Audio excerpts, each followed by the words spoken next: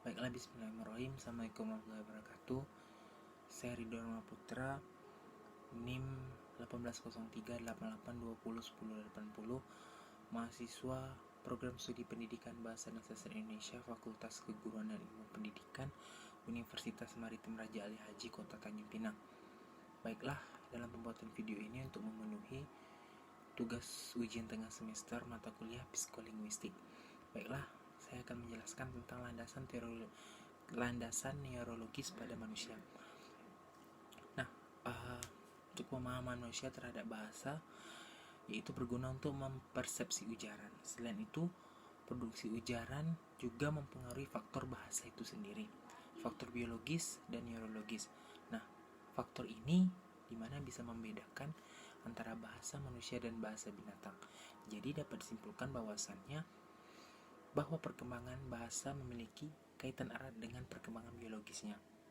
Selain itu, faktor ini juga sangat penting dalam penguasaannya adalah bahasa dan neurologis, yakni antara otak manusia dan bahasa. Nah, selain itu, faktor neurologis yang membahas tentang kaitan antara otak manusia dengan bahasa.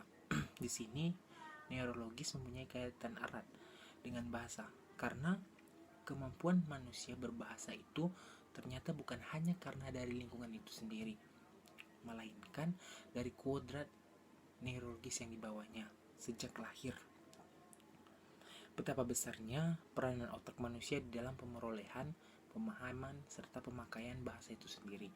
Nah, dari proses bahasa itu dimulai dari enkode semantik, enkode dekode semantik, dan bahkan pragmatik. Nah,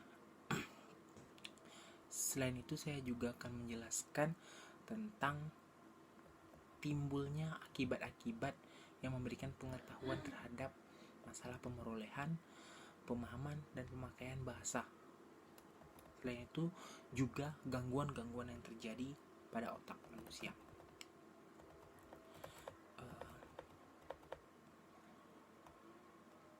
Yang pertama ada evolusi otak manusia. Menurut KBBI, evolusi adalah perubahan-perubahan yang terjadi secara berangsur perlahan-lahan. Nah, manusia tumbuh kembang secara bertahap dan suatu bentuk ke bentuk. Jadi kita ini manusia memang sejak dari lahir sudah mempunyai otak. Cuman untuk memperoleh pemahaman bahasa itu sendiri memang harus kita lakukan dengan cara kita sendiri. Nah, pertumbuhan yang diselidiki ini bahwasannya evolusi otak pertama sampai dengan otak manusia sampai dengan masa kini, bahwa evolusi telah berlangsung selama 3 juta tahun.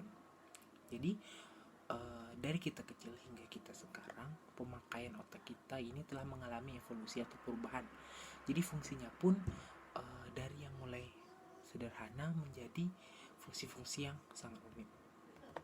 Nah, membahas tentang otak, antara otak manusia dan otak binatang itu sangat berbeda. Otomatis cara pemikirannya juga berbeda. Nah, otak manusia berbeda dengan binatang, di mana manusia memiliki volume otak yang lebih besar, ukurannya lebih besar, lebih luas dibandingkan otak binatang. Selain itu, bobot untuk penerimaannya juga lebih besar. Manusia berbeda dari binatang karena struktur dan organisasi otaknya, sehingga fungsi dan penggunaannya berbeda pula dari segi bahasa itu sendiri. Nah, sedangkan otak binatang, saya masih membahas otak manusia. Fungsi dari otak manusia itu yang pertama lobe frontal, yang dimana bertugas mengurusi ikwal yang berkaitan dengan kognisi. Yang kedua, lobe temporal, dimana yang bertugas mengurusi hal-hal yang berkaitan dengan pendengaran. Yang ketiga, lobe occipital yang berfungsi menangani bagian-bagian penglihatan. Terus yang keempat, lobe parietal, dimana berfungsi untuk mengurusi rasa sosiometik, yakni rasa yang ada pada tangan, kaki, muka, dan sebagainya yang terdapat pada manusia. Nah, selanjutnya saya akan membahas tentang otak hewan.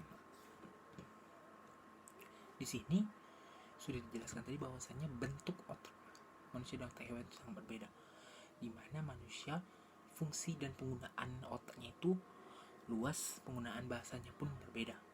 Sedangkan otak hewan bentuknya saja berbeda, fungsinya pun berbeda.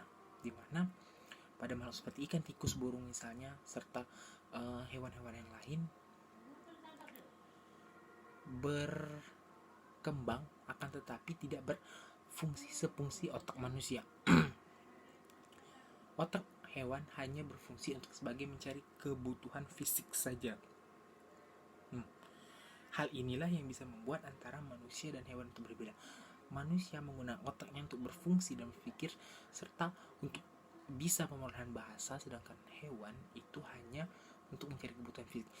Jadi sehingga itulah tampak jelas yang membedakan antara otak manusia dan otak hewan itu seperti apa. Nah, berbicara dengan kaitan bahasa, berbicara otak dan kaitan bahasa, menurut Aristoteles yang mengatakan bahwasannya berbicara soal hati yang dilakukan oleh otak ke otak itu peranan sangat penting dalam bahasa, di mana ada input-input yang masuk di dalam bentuk lisan maupun bunyi akan ditanggapi oleh lobe temporal, khususnya primer pendengar. Nah, setelah dicerna, bahwasannya seolah-olah makna bunyi pada bahasa tadi dikirim ke daerah untuk diimplementasikan pada daerah, dan disinilah terjadi bunyi-bunyi bahasa yang telah dikirim ke daerah untuk akhirnya diucapkan menjadi kalimat. Nah, setelah itu muncul kemungkinan hanya informasi yang setelah masuk tidak ada tanggapan atau hanya disimpan. Jadi manusia menggunakan otaknya secara baik untuk menerima bahasa. Bahasa yang masuk ke otaknya akan diterima. Namun akan terjadi kedua kemungkinan. Yang pertama, akan direspon secara baik dengan cara menanggapinya. Yang kedua, atau hanya menyimpan di dalam memorinya saja. Contoh kalimatnya, dia belum pulang. Dia belum pulang ini langsung kita dengar dari pendengaran indera telinga. Kita mendengar, lalu kita langsung merespon, dia belum pulang. Nah, antara dua yang terjadi, kita menanggapinya atau kita mengingatnya dengan menyimpan di dalam memori. Yang kedua, bila input yang masuk ke dalam bentuk tulisan, maka jalur atau proses penerimaannya itu agak berbeda. Masukannya tidak ditanggapi oleh konteks primer pendengaran, akan tetapi oleh konteks visual. Nah, jadi masukan ini langsung dikirim ke daerah Wienerke, tapi harus melewati serta mengkoordinasi daerah-daerah pemahaman, barulah bisa dicerna atau diproses manusia dengan baik. Nah, mungkin itu saja penjelasan saya tentang landasan neurologis dan kaitannya dengan otak manusia. Oke, itu saja dapat saya sampaikan. Saya Eri dengan wabillahi wal taufiq hidayah. Wassalamualaikum warahmatullahi wabarakatuh.